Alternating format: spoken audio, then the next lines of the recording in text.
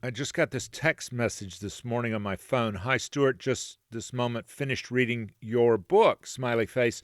Thank you for sending me a copy. I'm going to give the one I purchased to my daughter, who is a psychologist in Florida. Most importantly, I want to say to you, well done. 3 exclamation points. Happy Thanksgiving to you and your wonderful family. Swig. That's from the bartender who took me to my very first 12-step meeting. Hint, if your bartender takes you to a 12-step meeting, you might have a problem. I said, I'm so grateful to know you, Swig, and I'm grateful to God for you. Thank you for taking me to my first meeting ever. We need to get together for coffee again soon. He said, sounds good. I love the video of your birth mother, because the book, what she said and what I heard, how one man shut up and started listening, has links to video interviews with women who were so influential in my life. So I hope you enjoy it as well. Thanks. This is something I've learned from my father. If you want to change something, no matter how old you are, you can do it. What is the sound of one man listening? This is ManListening, a fresh podcast featuring the stories of strong women who bounce back. ManListening, because every woman deserves to be heard.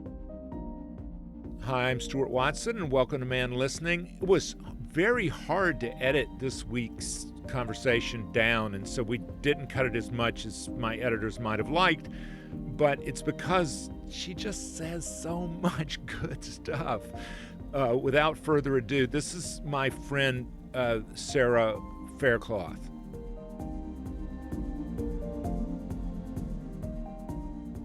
Where were you born? I was born in Banner Elk in the mountains in North Carolina. Hospital or home? Hospital. You are number what of what? I'm a number 3 of 3, but I'm a twin. So the I'm last two just were 2 hours behind my sister. Oh, wow. And were you guys cesarean? My sister was natural and I was cesarean. Oh. Yeah, so starting out, right, they thought they would lose me and my mom. So Oh my my mom God. had my sister, and then they thought they were losing us, so they had to do an emergency C-section. They thought they were losing you because... They couldn't find my heartbeat anymore. They were worried about my mom. Wow. Yeah. Was that because you were like breech or something, or was it, do you know what? I don't know all the details. It's always been a little bit hazy. But, yeah, so I think I came in a little reluctant. And with twins, are you guys identical? Yes. People would be like, what's it like to be a twin? We'd be like, what's it like to be single? So we didn't know what that experience would be like, until we moved away after high school. And but I think of it as a way that we learned what intimacy is in the womb. But you also know you're never alone. Some people feel terribly alone in the world. Yeah. And you have that. I've never been alone. Yeah, it's until you are. Mm-hmm. Yeah. Yeah, there is a point. But I think you're right. I think, now that we've lived apart for so long, I do understand what it's like to be a single person, because we don't talk every day. We don't. And there's this sense that you're not alone for sure, like a deeper sense of that I think that people that don't have a twin didn't necessarily have. Definitely growing up through school, if you have a struggle at school, your twin's there. When it came time for you to give birth, did the stories of your birth make you a little scared? No. It didn't? I was so young when I had Savannah. I was 24. I guess I thought of that as young at the time. I didn't have any other friends that decided to get married or start a family that young for a long time. And I wasn't worried about that. I wanted a natural birth. I was able to do a natural birth, so I was lucky in that. But there was definitely pushback. I looked really young. I looked like a teenager, and so I had a lot of people telling me what to do, and they tried to force me to have an epidural, and we really had to stand strong in the middle of labor to say, no, that's not what we want. So that was kind of the drama there of the birth. Now, did you guys plan, or did you just say, oh, look, a blessing for the universe, we'll roll with it? Yeah, we did not plan. We weren't even married. Ah. Yeah, so we were a little bit at a crossroads, Justin and I. Like, we weren't sure where we were going, and we were on opposite sides of the country. I came to visit him. I got pregnant. Mm-hmm. And then we just had a conversation on the phone. What do you want to do? And we're so glad we did it, now. But that was a rocky way to start, right? Yeah. And did you decide to get married because of the pregnancy, basically? Uh-huh. Yeah. Yeah. I mean, we kind of thought one day we would be back together, but we weren't really together. It was kind of this in and out thing at that point in our lives, and so it brought us together. Wow. Yeah. So often it works out differently. Oh, yeah. It could have worked out differently for us True. several times along the way. Yeah. Did you entertain the prospect of being a single mom? Not really, because right when I found out, I called him. I went and had the pregnancy test and Planned Parenthood. Mm. And then I called him, and he was like, "What?" And they were like, "Well, what do you want to do?" And then it was just exciting from there. We were just like, "Wow, we could just go for it." I was in the middle of applications to the Peace Corps. And so you decided to do what at age 18 when you graduated high school? I wanted to become a psychologist when I was pretty young. My mom had worked as an office manager for psychologists, and I just was so fascinated by the human mind. And and did you perceive people. that as having a practice and asking people, how you feel about your mother, or did you see that as more research? Did you see it as neuroscience? You saw a clinical kind of application of trying to... Yeah, I wasn't sure if I would enjoy research and being in a lab. I had a question mark about that. I thought I might. I did enjoy research in general. But clinically, I think I was more inclined, almost like it seemed like a better fit to be more of on the clinical side of things. You went where to school? I went to UNC Chapel Hill. Oh, and how'd you pick that place? Let's see. So we moved, like senior year had already started. My twin sister and I were just ready to be done with high school, and we were like ready. I think we were ready for college already, and so we were ready for a move, and we, I guess there was a possibility we could move back to North Carolina, so we moved back there and finished high school there. And I think part of the Banner move, Elk or Newland. It's a tiny town. Yeah, but it's right in the mountains. Near Banner Elk. Yeah. So my parents had always kept that house. It's a really awesome house. My dad built it. And built it with his hands? Mm-hmm. Engineer. He's a Renaissance man. I'll He's a say. fascinating guy. Yeah. Is he still with us? Yep. He's 80. We just celebrated his 80th birthday. In good health, I hope. Better than last year. We had a scare last year with him, and it's his. He ended up having COPD, and then he doesn't have it anymore. He went back to go get a new, sleep machine, and they said, we're so sorry you don't meet the numbers anymore. He's like, you're sorry? He's like, that's great. And he's sleeping again. He's feeling better. So breathing easier, literally. Yeah, literally the morning that they came, he had been up on the roof fixing the skylight. He still does. And we're like, okay, you're 80 now. Let's try to get you some help with that skylight, And does he accept the help? They're tight on their budget, so he goes, "Oh, I don't, I could fix it, or I'd have to pay somebody $500." So It sounds like that you came from a mom and dad who valued formal education, who valued, your dad being an engineer, your mom. yeah, it's funny because they didn't push that because my mom had an associate's degree. My dad bounced around. He went to 6 different colleges, never graduated until much later in his life. He would just get bored and just move on. And so but then he trained himself to be an architect. He ended up working as an architect. I'm not exact. He must have done that under the table. I don't know how he did that because he wasn't an architect, but he can, He was the black market architect. His blueprints were pretty impressive for somebody that didn't have formal training. He built his own house and it's still standing. Right, and he built a whole bunch of houses up on that hill. But and then he eventually went back and got his degree for engineering. But that was when we were born.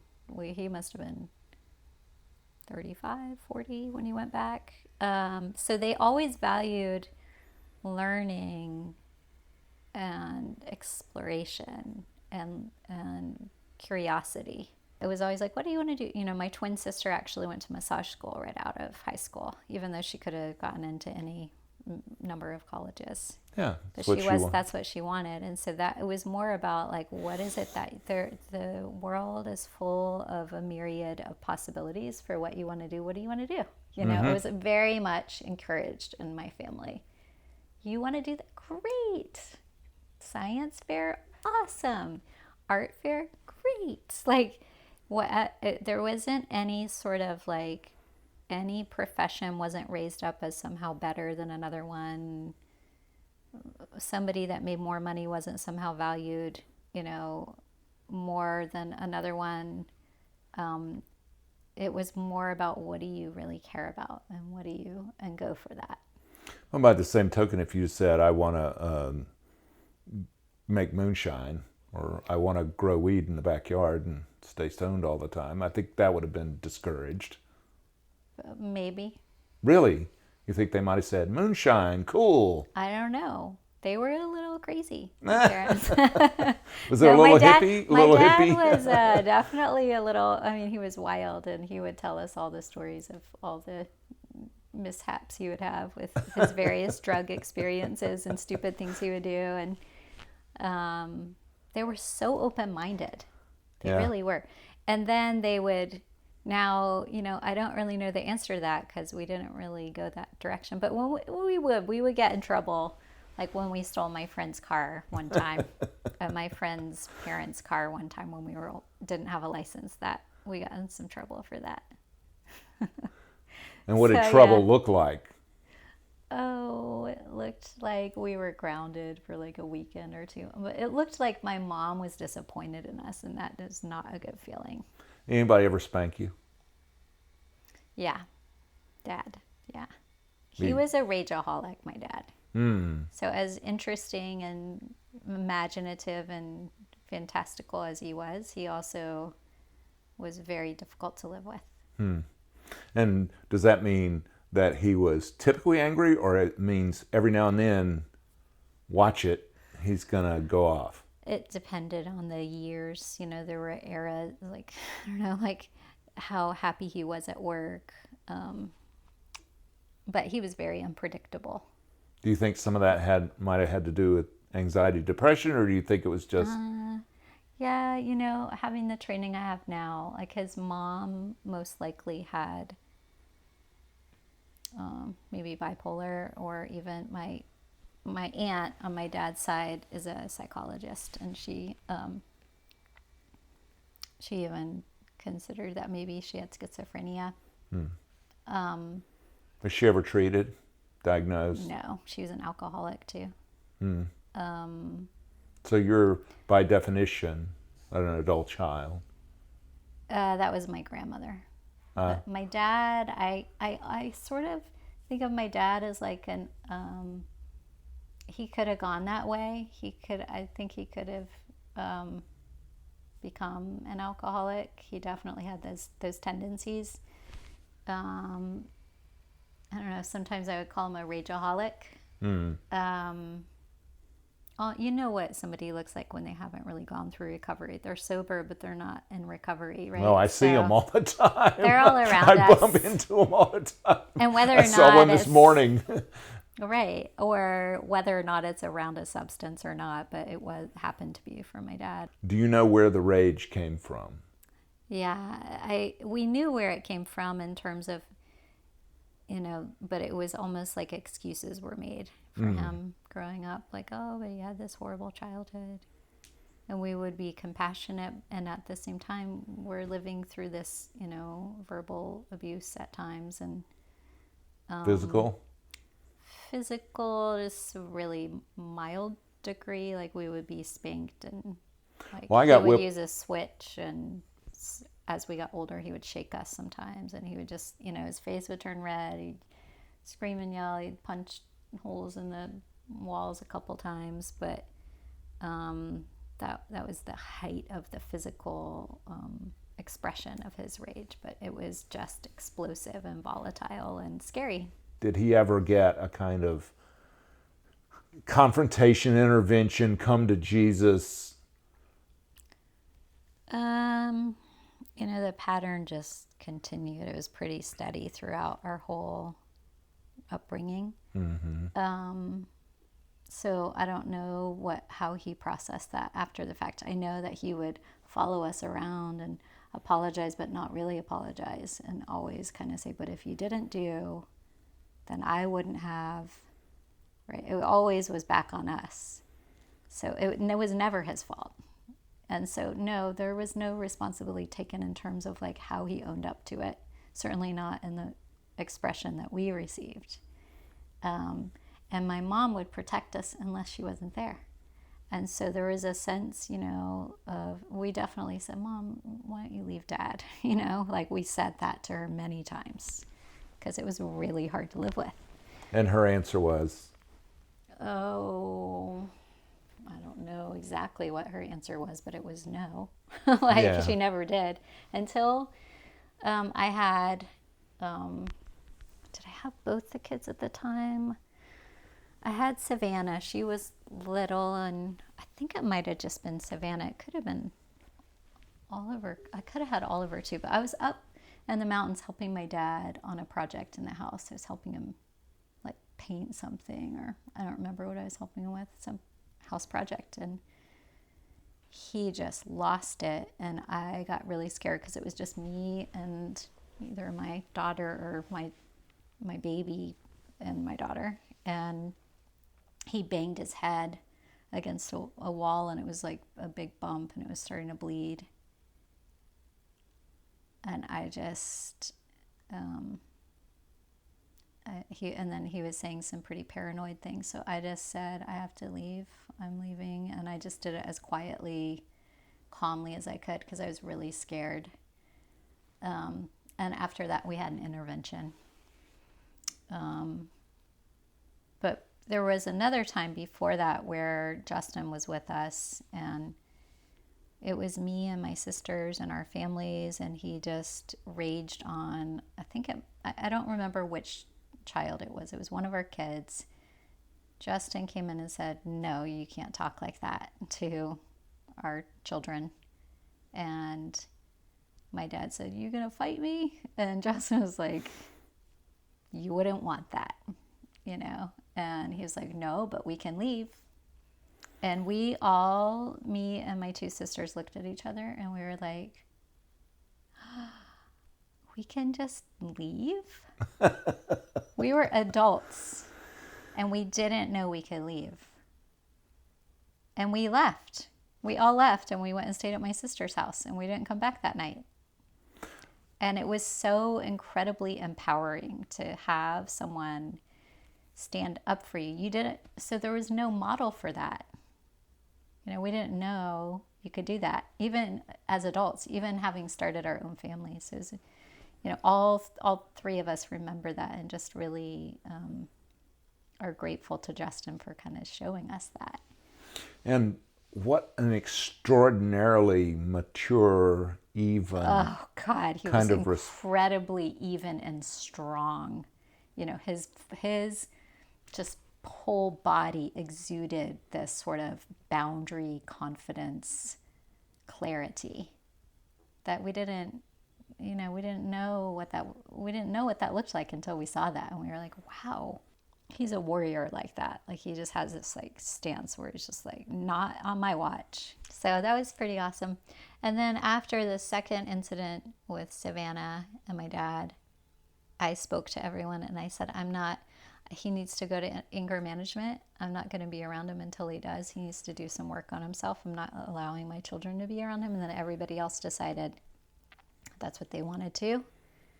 And we all rallied, and we wrote him these beautiful love letters. We sat down with him. We intervened. We did a sort of formal kind of intervention about his anger. And he refused. And we didn't see him for a whole year. And it was... Then I thought, wow, that was maybe a little bit too reactive or too strong of a stance, or, you know, that other side of me that I had grown up and had modeled for this quote unquote compassion for this person that was hurting. And yet it spilled over into, you know, a form of abuse. And so where is that boundary? Like, how do we support and accept someone's poor behavior that's harmful? How do we say we love that too, but we also don't absorb that? How do we say we love you anyway, but you need help, right? Because that wasn't ever done. And my mom ended up leaving for a couple months, which she'd never done. So it was this really quite extraordinary that this happened. My dad was in his 70s, right? Like, how did you learn how to do that? Because that's not a natural thing either. Well, I had also done work, right? So I What kind of work? I want to learn how to do that. Oh my gosh. Well, I mean, I'm still figuring all that out. I still have work to do. Do you call that codependency? Do you call it adult child? What do you call that kind of work? Like, where do I take that class? Is that yoga work? Is that compassion? Is it kindness? Is it... Yeah, I mean, it was so... I mean, the work I had done at that point in my life was so much yoga, so much meditation and self-reflective kind of work. It was also Al-Anon at that point. It was, you know, Al-Anon as the codependency kind of work. Because I got to tell you, the default setting is get the guns, call the cops, and I'm never speaking to you again. Goodbye. When I was in college, that's kind of where I landed with, like, I was so angry with my parents, you know, like that, like 21, 22, where I thought, I have this figured out, and that the way you two did it wasn't like, Let me fix my parents. Why did you leave? And I'm mad at you for not leaving. You know, I got mad at my mom, which was an interesting feeling for me, because I'd always been so targeting that towards dad was the bad guy. Mom was the saint, dad was the bad guy, right? So I had this really dichotomous way of seeing my parents, but also, like, my mom was kind of amazing. And so, but my dad was amazing too, and I didn't want to lose out on all the wonder of being with my dad and the love that he gave us, this incredibly, this belief that we could do anything all the time, always, was just engendered. So it was very complex, you know. It's so funny because I don't care whether it's alcoholism or raging or whatever, or infidelity. There can be this one glaring thing that we see about a parent or a spouse, and that one glaring thing will keep us from seeing all the beauty that you saw. And that's what I'm saying is so phenomenal, because if we have, like, we really can't get along with mom about blah, blah, blah, then it blocks us from seeing all the amazing things that she did along the way. Yeah.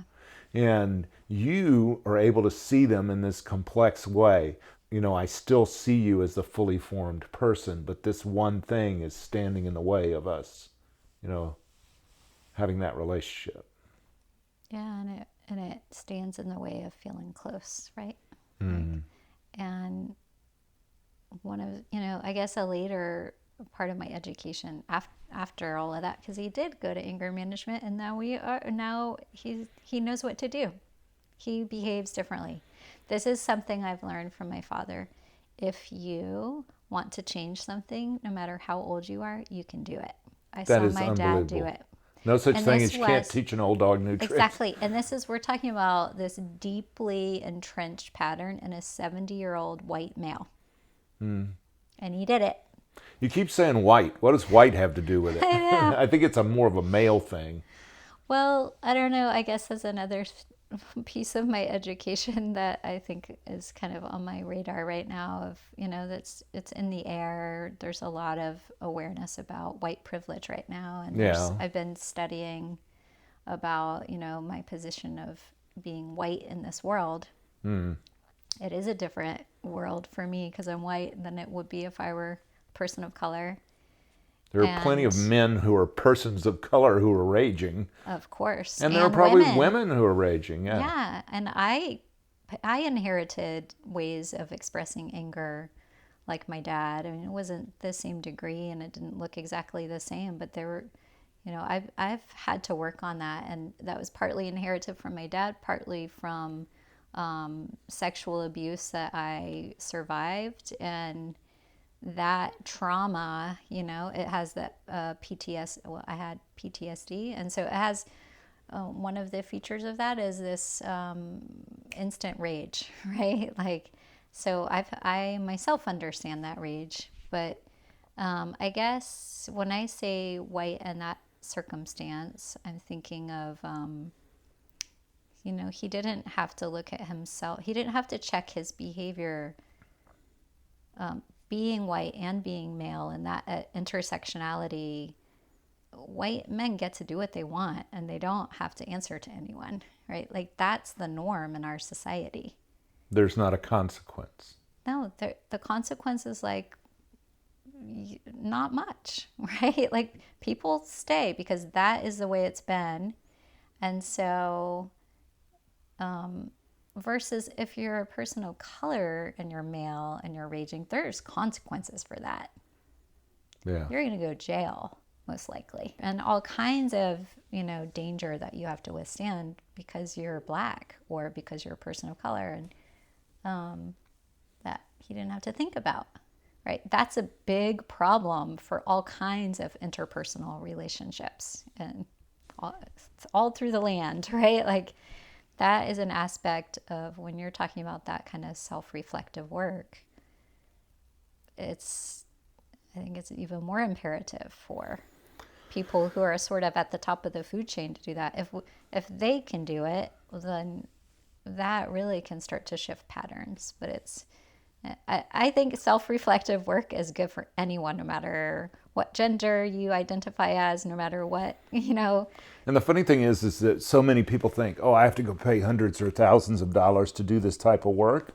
But the fact of the matter is, there's a whole series of Codependence Anonymous, Al-Anon, Adult Children Families Anonymous. There's a whole series of programs out there in which you can do this type of self-reflective work without ever going and spending, $180 on 50 minutes with a therapist. Yeah. I mean, there are programs out there that are, kind of self-funded, put a couple of bucks in the basket, and there are people who are, for lack of a better word, accountability coaches. They're called sponsors, and they'll help you work through this because they've done the work. Yeah. And I think that is just such a rich resource that that people are suffering needlessly because they think they're making it harder than it is. And they don't know that it could be different. When you're in that experience, you can't imagine it could be some other way. It's hard to fathom that you could show up in the world differently and that would make a difference in your life. Yeah. Because if you're outward focused, you're just looking for other people, the situation to change. And the tragedy of that, of course, is that it so often doesn't, right? And like, you're waiting around You're not just waiting around. You're living your life. You're living your complex, messy life in the midst of that. And something could have been different for you, right? And for everyone around you. And that's also the sort of exponential, magical quality. It's like a wonder that when you do really change yourself, everyone around you is positively affected. Like change yourself for the better. That's such a beautiful added bonus, right? You can push a button inside yourself and things will change. Yeah. The response will be drastically different, right? Yeah. You touched on sex abuse. The more of these one-on-one conversation as I get into the dozens, the more I start to hear, maybe it's just who I'm talking to, because a disproportionate number are in recovery or who have done this kind of work. Yeah, that's really, there is a disproportionate number in recovery. That's true. But I'm also, I think, Me Too is starting to show us that, I'm sorry to say, it is more the norm than the exception. Yeah, we still, so our numbers still look like 1 in 3 women and 1 in 6 men, right, have been sexually abused. What work did you do? So, I was really fortunate. So I was really fortunate to be able to meet Elizabeth Kubler-Ross. Oh, my word. Yeah, I went to her a week-long retreat when I was 17. She's the 7 or what the stages of Yeah, she was the one grief who for death. Right, which we know that it's more complex than the stages that she outlined, but we still very much see all of those 5 as like happening. We see it less of a stage. Right. Stages now as it sort of cycles through or it pops around or. So you met her. So yeah, so I got to do like I had like weekly therapy, and then I got to do that, and that was really great because I got to work out some of my rage on my dad, and that was kind of I still remember this sort of like moment where I was like, oh, wow, I can release some of that, but of course my brain was still forming, and that was just the beginning of my healing. I didn't know the impact, especially of child sexual abuse, how it will show up later in your life. And the denial is incredibly powerful of how that will really create like black holes in the future of your life after it happens, right? And so, but there's no real awareness of that for so many. Why would you have that awareness, right? Like, it's something people don't talk about a lot. It's something you wish never would have happened. It's something that you want to move on from, and yet are so often haunted by, right? So it's. And I'm saying you as I'm speaking for like other survivors, but I would say all of that was true for me. So I thought I could just work through it as I was young, and I was like good to go. But that wasn't how my life has played out. I'm still working on integrating that abuse today. That work isn't over for me. It still has an effect. I still have a startle effect.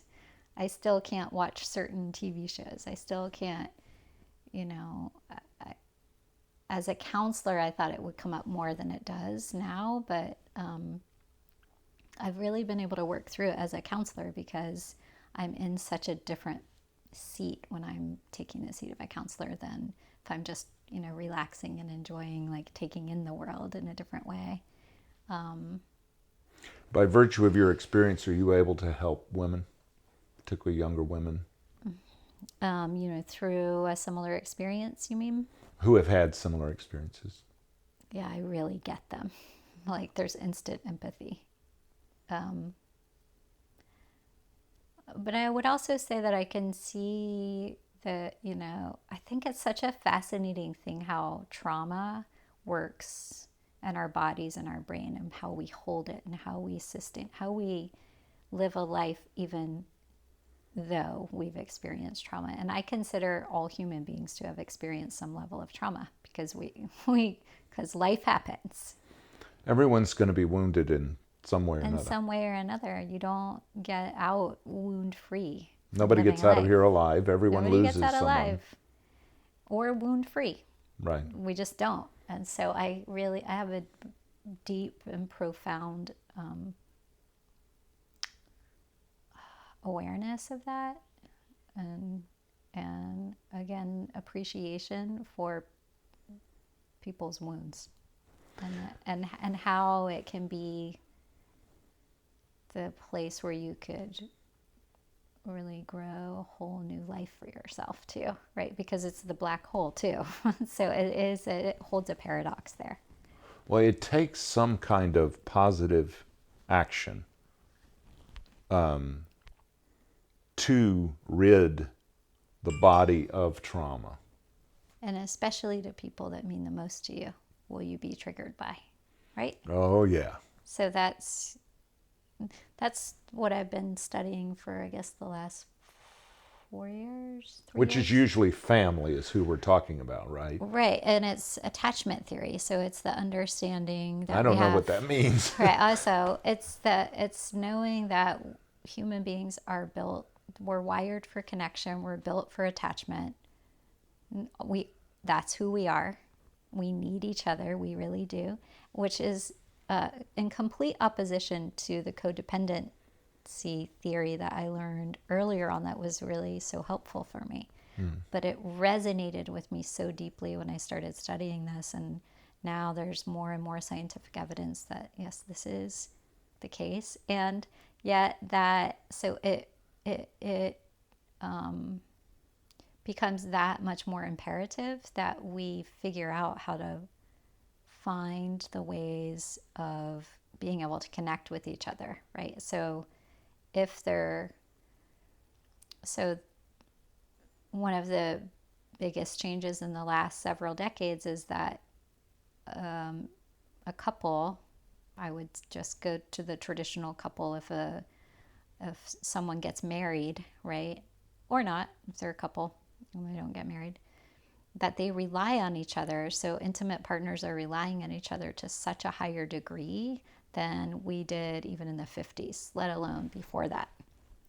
It was more of a business transaction model, marriage was, and now it's become this romantic model. And so there's so much pressure on a marriage, or so much pressure on that kind of relationship. And we are becoming more and more isolated in our technologically, advancing world. So now you put even more pressure on this bond.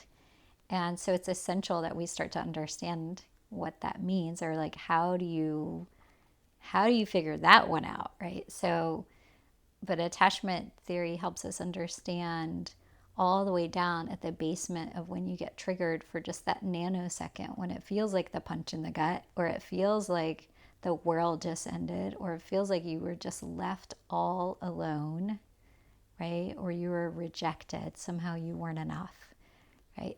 That triggers this response that makes 100% sense of why the person reacted, like seemingly disproportionately. But when we start to understand everything that's happening for that person, from the trigger all the way up to the behavior, through the attachment needs that aren't being met, through the deep, primary emotion of feeling like, oh no, right? Like, it's like alarm bells are going off in your body when that happens. And then we get frustrated, annoyed, or irritated, right? And that, a lot of us kind of live there, right?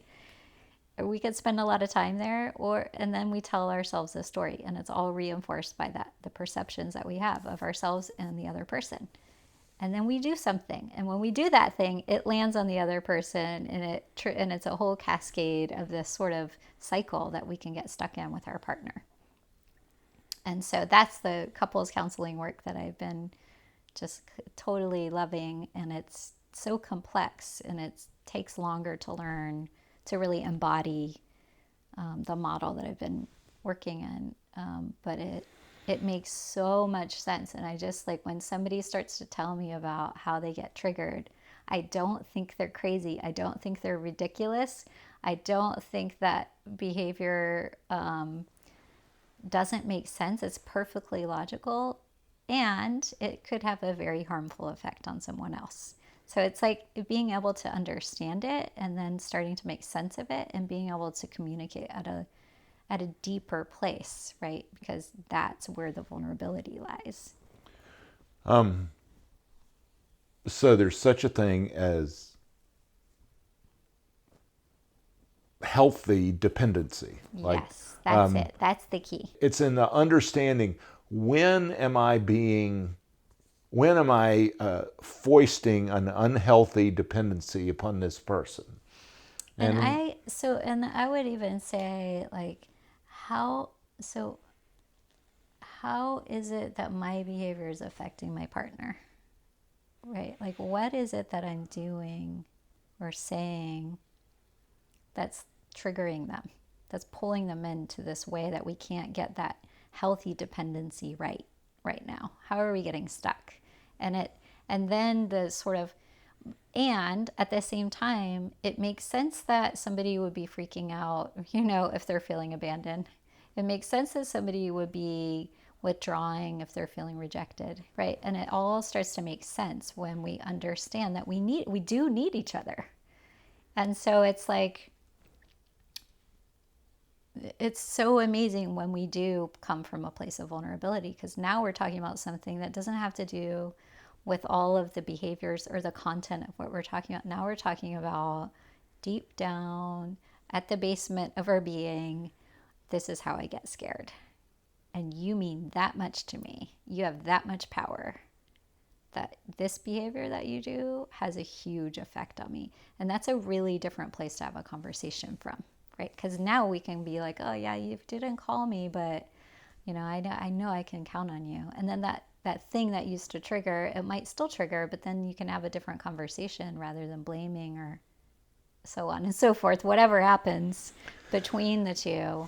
When you went to school and you studied counseling and you worked at all this, did it help your marriage? Oh yeah.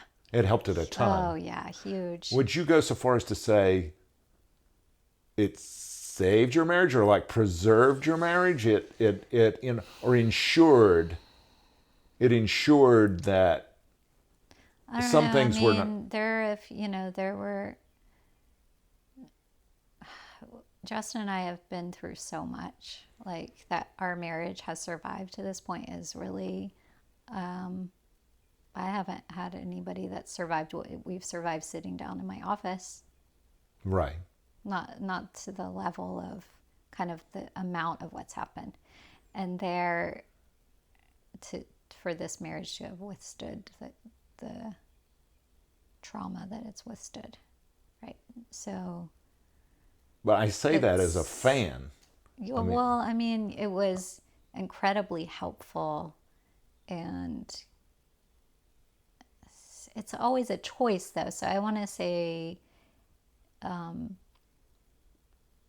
the amazing thing about this specific work, it's called emotionally focused therapy, is that it can help any marriage at whatever level of escalation it is. And it goes all the way to the core. It doesn't just stop at, in the middle of the building. It goes all the way to the floor, to the ground of your being. And it invites you to understand yourself in a deeper way than I think any individual counseling I've ever done. Because it's asking you not only to do that kind of introspection, that level of introspection, but to do that level of introspection while simultaneously understanding that same amount of depth in your partner, which is incredible, right? And then understanding how you two get stuck between each other, because you're two different people. You're going to be triggered by very different things, right? Do you ever see couples get in a little contest? Well, I'm yeah. doing the work. He's not doing yeah, it the work. happens all the time.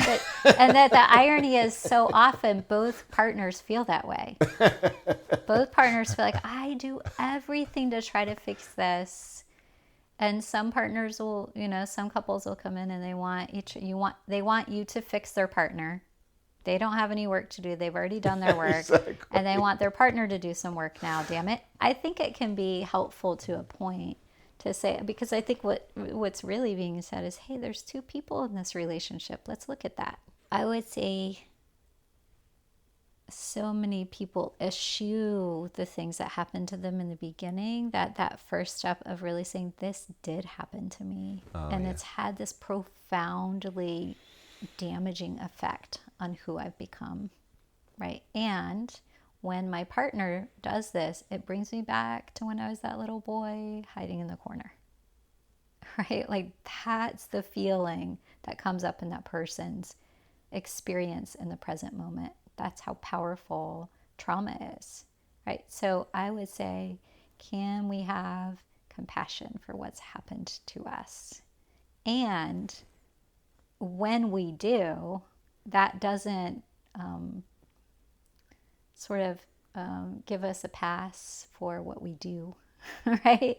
So like, when we are able to have compassion, not complacency, not let me blame someone or something else, but hold that and recognize, and here's what I'm doing that's incredibly harmful, not just to myself, but the people I care about, right? That is a place that I think is sustainable in recovery. And that's a place where it doesn't feel like this divide between this. That's the part of the codependent so I think there's so much benefit from AA and Al-Anon, and I just see the glow of people when they begin to do that work, and it's when the lights so come on, beautiful. And it's so, and to see the whole range of where people I mean, fall you see in a the spectrum. physical reaction in the eyes. They light up in the body language. But you also see, like, right next to that person in the chair, of somebody that's in complete despair, right? Yeah. And then you look around the room and you see somebody all on the different phase of where they are in their recovery. And there we all are in that sacred moment together. It's pretty amazing, right? It's like all the waves of the ocean are right there before us, and we're all in a different place in whatever wave. And yet, what I've come to understand in my understanding of attachment theory is that it creates a sense of dismissiveness about one's needs. You must take care of that all on your own. You must not rely on anyone for anything except yourself. And it's a very individualistic type of worldview that I don't buy into. It's not been my experience. My experience has been, and I think a human experience is, the fact that we affect each other. And that effect has incredible implications, not just in that moment, but for the rest of our lives, right? Especially the big ones. And so to not understand that effect, I think actually can be harmful in a way, right? Because then there is a way that we can say, well, I got to take care of myself and you take care of yourself over there. And that's the hula hoop. That's like, yeah. And that's I'm just like, going to stay here in my hula hoop. To a certain degree. So I want to say, to a certain degree, that we all need to do that. But if I'm doing that so much, then I can also sort of go, well, it's not my fault you feel like that. Well, I did that. Yeah. Sucks for you. Sucks for you. I can, and there's almost this sort of denial of ownership of the effect that someone has on someone else, right? And so, or a lack of understanding of the impact that it truly has on someone else.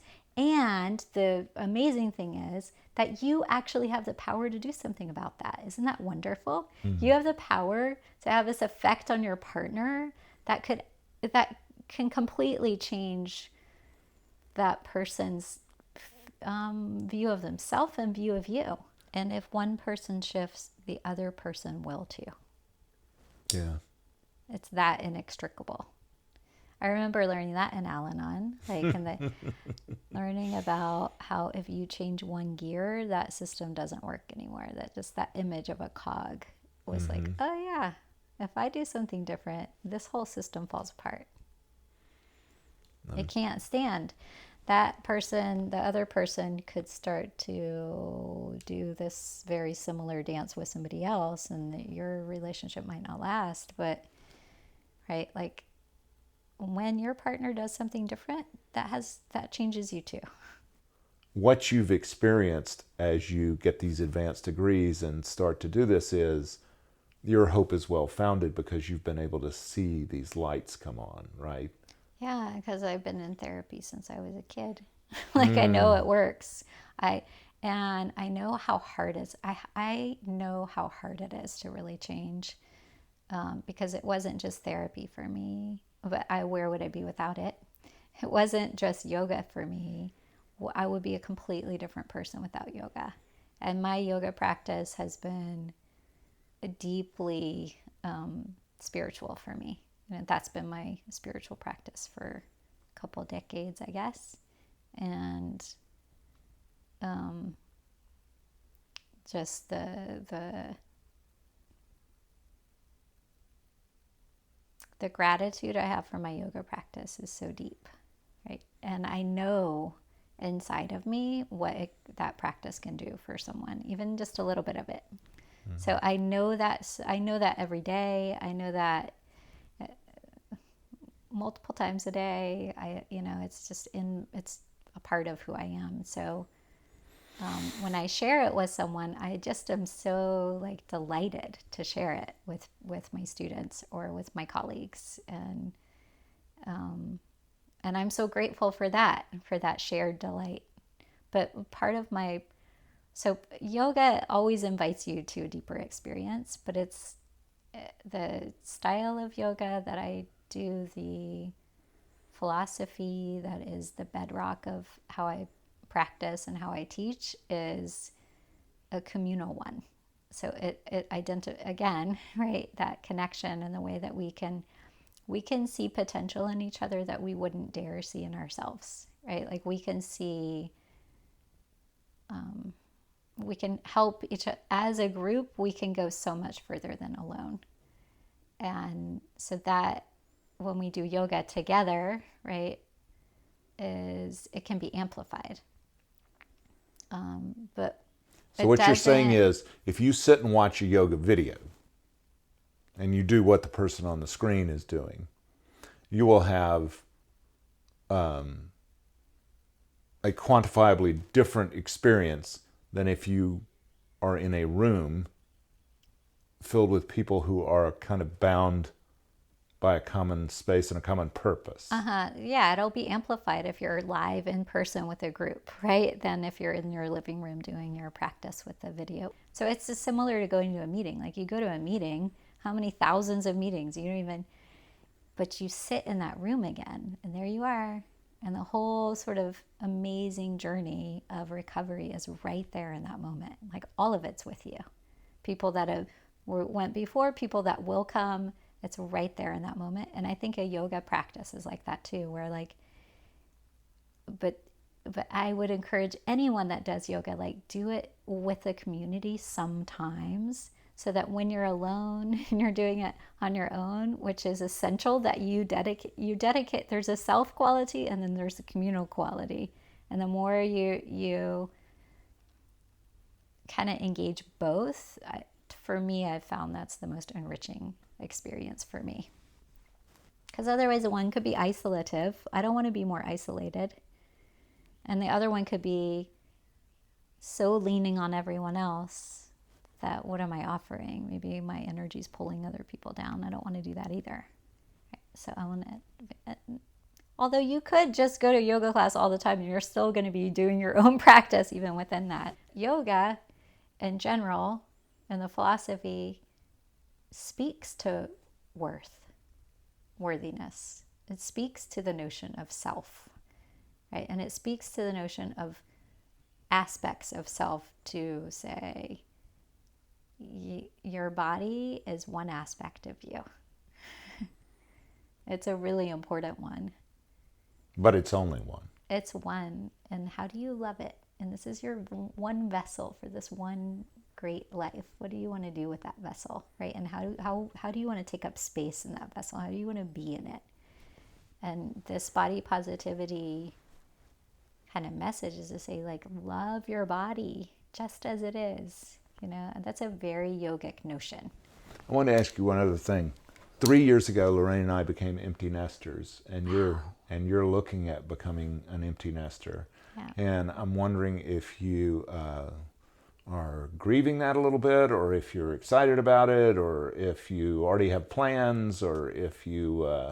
I'm wondering how you and Justin are looking at the prospect of being... I'm like smiling as you say it, so you're probably picking up. I'm excited. Because some people are like, oh, I miss my babies. Oh my gosh. So I felt like the Grand Canyon in my heart when my daughter went to college. And I had anxiety that I'd never experienced. I had panic attacks, like little mini panic attacks. I don't know if maybe not a panic attack, but pretty close. And I had... I couldn't sleep. Everything, I was thrown off. I was grieving the loss of my daughter living with us at home anymore. And that took me about a semester to get through. And when she started finding her groove, I started relaxing a little bit more. So I'm going to miss my son so much when he leaves. I adore him. He drives me crazy too. And so, but Justin and I have gotten tastes of that, and we go on adventures. Like, life is an adventure for us. So we're excited. Like, we have all kinds of things we'll continue to do. And then we're really close to our kids. We're so close to them. And our family bond is so strong that, I imagine that we'll continue to do all kinds of family trips and gatherings, and that's just one of the great joys of my life is our family connection. So yeah, and I'm starting to rebuild my yoga business, and that's been really exciting to start to do that while my son is, freshman in high school. Like, I don't know, there's something for me, I could never just have been a stay-at-home mom. I just felt so guilty about that as a young mom, because my mom wanted to be a stay-at-home mom and had to work.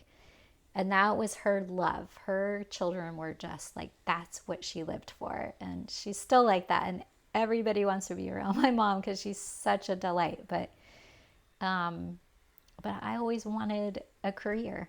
And so for me, having a really nice, I don't know if I use the word balance, but I have a really good setup right now for things seem to be flowing well in that way, right? I'm not. Well, you were never a workaholic. No. Well, sometimes I could be. You got plenty of time around those kids. I worked like 60 or 70 hours for a half a year, and that felt like a workaholic. That was too much. And then there was a time where I was traveling a lot, teaching yoga, and running a studio, and that was too much time away from them. It didn't feel good. So yeah, I can go there. I can get really obsessive and just like pour in, and just my brain doesn't want to turn away from something that I adore so much. It wants to keep going more and more. So sometimes transitions would be a little tricky for me, but overall, not a workaholic. Overall, like, family has always been a huge focus for me. Yeah. I honor and respect. Hands together, palms together. I honor and respect all the work you've done. And I'm just so incredibly grateful that you shared so much and so deeply. I mean, a lot of people, I think, can learn a lot from you. Oh. And if I can amplify that voice just even a little bit, then thanks, Stuart. So well, I was really honored that you asked me to talk with you. I was nervous. I was like, what are we going to talk about? And then you sent me that reassuring text, like, we're going to talk about you. And I was like, okay. You're an expert. Can. You're an expert. You're an expert. Well, thank you. So thank you. But you're an expert. Yeah. Thank you. Sarah Faircloth sent me this lovely picture of herself, well, a professional photograph. Her husband said, just grab one off of Facebook. And the reason I was talking to him is because she's in Venice, as in Italy, not Florida. And she sent me this wonderful photo that we put up on social media. But thank you, Sarah. I get so much out of that. Thanks so much. ManListening is a production of Unmediated LLC in cooperation with the Queen City Podcast Network and Balto Creative Media. Allison Andrews at Andrews Creative and Rachel Clapp-Miller are developmental producers. Sally Higgins at Higgins & Owens tries to keep us legal. Our music is A Day at the Park by the group Pictures of the Floating World. Your announcer is Catherine Smith. That's me. Please go to our Patreon page. You'll find us at patreon.com. Look for ManListening, one word, no spaces. We hope you'll join us by becoming a member.